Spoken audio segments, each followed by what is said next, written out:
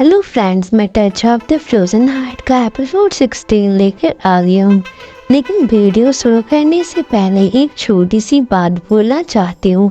आज की एक्सप्लेनेशन में थोड़ी प्रॉब्लम हो सकती है क्योंकि मेरी तबीयत थोड़ी ख़राब है और कॉलेज का वर्कलोड भी चल रहा है, तो प्लीज़ थोड़ा सा एडजस्ट कर लेना। और जैसे हमेशा आप सबका प्यार मिलता है वैसे ही इस बार भी मुझे सपोर्ट करना। अगर वीडियो पसंद आए तो लाइक और सब्सक्राइब जरूर करें। आपका एक सब्सक्राइब मेरे लिए बहुत ही ज़्यादा वैल्यूबल है। और अगर आपको कुछ भी कहना हो तो कमेंट ज़रूर करें, मैं हर एक कमेंट दिल से पढ़ती हूँ। तो चलिए आज का एपिसोड शुरू करते हैं। इस एपिसोड की कहानी जहाँ से पिछला एपिसोड खत्म हुआ था शुरुआत होती है इंग से, जो अभी अभी सन से मिलकर लौट रही होती है। चलती हुई पुराने पल याद कर रही होती है जब उसने सन से कहा था, सन जी भी तुम अब पहले से ज़्यादा खूबसूरत लग रही हो। अगला खेल बहुत ही बेवकूफ़ी भरा है लेकिन तुम्हारे बिना ये तो हो ही नहीं सकता था। वो अपने हाथ को देखती है, शायद उस मोमेंट को महसूस करती है। फिर हमें प्रेजेंट में ले जाया जाता है जहाँ एक सैनिक इंग से मिलने आता है। सैनिक कहता है ये नांगोंग से आया है, बड़े जनरल पेई ने एक संदेश भेजा है। अगर आपने अब भी काम पूरा नहीं किया तो छोटे उस्ताद चेंग को जिंदा हम नहीं छोड़ेंगे। ये कहकर वो इंग को एक कपड़ा देता है, शायद कोई सबूत या धमकी। इंग बस इतना कहती है, जनरल से कहना मैं अपने तरीके से काम कर रही हूँ, बस कुछ दिन और इंतजार करें। वो सैनिक चला जाता है और इंग का चेहरा उदास और गुस्से से भरा होता है। अब हमें वू यांग और इंग का सीन दिखाया जाता है। इंग प्यार से उसके पास आता है और उसकी कमर पर हाथ रखता है। इंग कहता है कहाँ जा रही हो। इंग कहती है उसका हाथ हटा देती है और कहती है मैं प्रिंसेस सन से माफ़ी मांगने जा रही हूँ। इंग कहता है उससे फिर परेशान मत करो। इंग हल्की सी मुस्कुराहट के साथ कहती है राजा ने कहा कि मैंने उसे चोट पहुंचाई, इसलिए मुझे प्रिंसेस सन से मिलकर माफ़ी मांगनी चाहिए। इंग कहता है तुम्हें किसी से माफ़ी मांगने की ज़रूरत नहीं। इंग सोच में पड़ जाती है और अब कहती है राजा प्रिंसेस सन से शादी करने वाले हैं तो मुझे उनकी बात तो मान लेनी चाहिए, ऐसा ना हो कि बाद में उसे दिक्कत हो। इंग मजाक में कहता है मैं शादी कर रहा हूँ, क्या तुम्हें जलन हो रही है। इंग अपने मन में कहती है वू यांग तुम और चेंग मेरी ज़िंदगी के सबसे इम्पोर्टेंट लोग हो, लेकिन जितना मैं तुम्हारे करीब जाऊंगी चेंग के लिए उतना ही खतरा बढ़ेगा। मुझे बस थोड़ा वक्त चाहिए, मैं सब ठीक कर दूंगी। फिर वो कहती है मुझे जलन का कोई हक नहीं। यांग कहता है जलन होना ठीक नहीं, क्या तुम्हें सच में जलन नहीं हो रही। इंग कहती है मैं राजा की शादी की तैयारी में लगती हूँ। वो ट्रे उठाकर चलती है, तभी यांग उसका हाथ पकड़ता है और कहता है तो फिर अच्छे से तैयारी करना। लेकिन इंग कुछ कहे बिना चली जाती है। यांग उसे जाता देखकर अपने मन में कहता है इंग मुझे माफ़ कर दो, शायद मुझे तुम्हें इस राजमहल के चक्रव्यूह में नहीं खींचना चाहिए था। वो गिलास में वाइन डालता है, फिर फ्लैशबैक चालू होता है।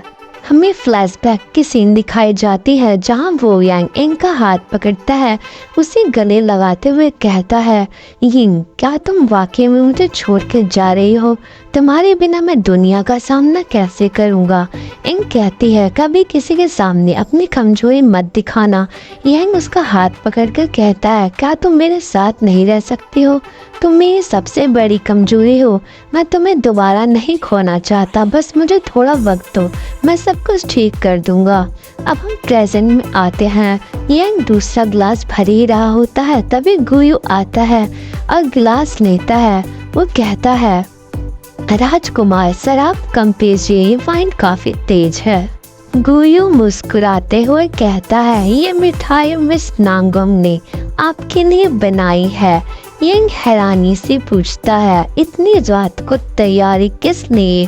गुयू कहता है उन्होंने ये आपके लिए बनाया है, इसका मतलब वो आपकी फिक्र करती हैं, आप खाना चाहते हो या मैं सब खत्म कर दूं। यंग प्लेट की तरफ हाथ बढ़ाता है लेकिन गुयू चालाकी से प्लेट ले लेता है। यंग उसे गुस्से से देखता है और गुयू प्लेट रख चला जाता है। यंग एक ग्लास वाइन का पीता है और फिर उस मिठाई को देखता है जो इंग ने बनाई होती है। उसके चेहरे पे हल्का सा मुस्कान आ जाता है। अब हमें इंग का सीन दिखाया जाता है जहाँ इंग जड़ी बूटियों की किताबें पढ़ रही होती है। वो बहुत ही ज़्यादा व्यस्त होती है और बहुत ही लगन से काम कर रही होती है। वो जो किताब होती है उसके अंदर लिखा होता है हनीसकल फ्लावर और लिंक्सी पेरल के बारे में। वो अपने मन में सोचती है लिंक्सी पेरल बुराइयों को दूर करता है और जहर को भी नाश कर सकता है। फिर हमें एक और फ्लैशबैक की सीन दिखाई जाती है जहां इंग की हमें बचपन के सीन दिखाई जाती है। वो यांग से कहती है मैं तुम्हें एक अनमोल चीज दिखाना चाहती हूँ। ये मेरी माँ की निशानी है। लिंक्सी पेरल बुराइयों से बचाता है ये इंग कहता है, और ये मेरी माँ का दिया हुआ बेस्ट जेडे है। इंग देखती है और स्माइल के साथ कहती है चलो हम दोनों को मिलकर रखते हैं ताकि तुम मुझ में और मैं तुम में बस जाएं और हम हमेशा साथ रहें। अब हम प्रेजेंट में आते हैं जहां इन पर्दों के पीछे से कुछ देखने लगती है। शायद उसे किसी की मौजूदगी का एहसास होता है। वहां पे वो यांग खड़ा होता है लेकिन इंग उसे इग्नोर मारती है। वो नहीं देख पाती है लेकिन वो वापस अपने काम में लग जाती है। अब हमें हैंगजिंग हॉल की सीन दिखाई जाती है जहां वो यांग खांसी से परेशान होता है। गोयो आता है और कहता है राजकुमार दवा लेने का समय हो गया है, आपकी खांसी तो बढ़ ही गई है, मैं राज वैद्य को बुलाता हूँ। यांग कहता है नहीं, मेरा रोग अब ठीक होने लायक नहीं है, कोई फायदा नहीं है ये बात सब तक पहुँचने का। वो सिर्फ मुस्कुराता है। तभी एक सैनिक जो दूर से उनकी बातें सुन रहा होता है उस पर दोनों नज़र डालते हैं और एक दूसरे को देखकर स्माइल करते हैं। और इसी के साथ एपिसोड 16 यहीं ख़त्म होता है।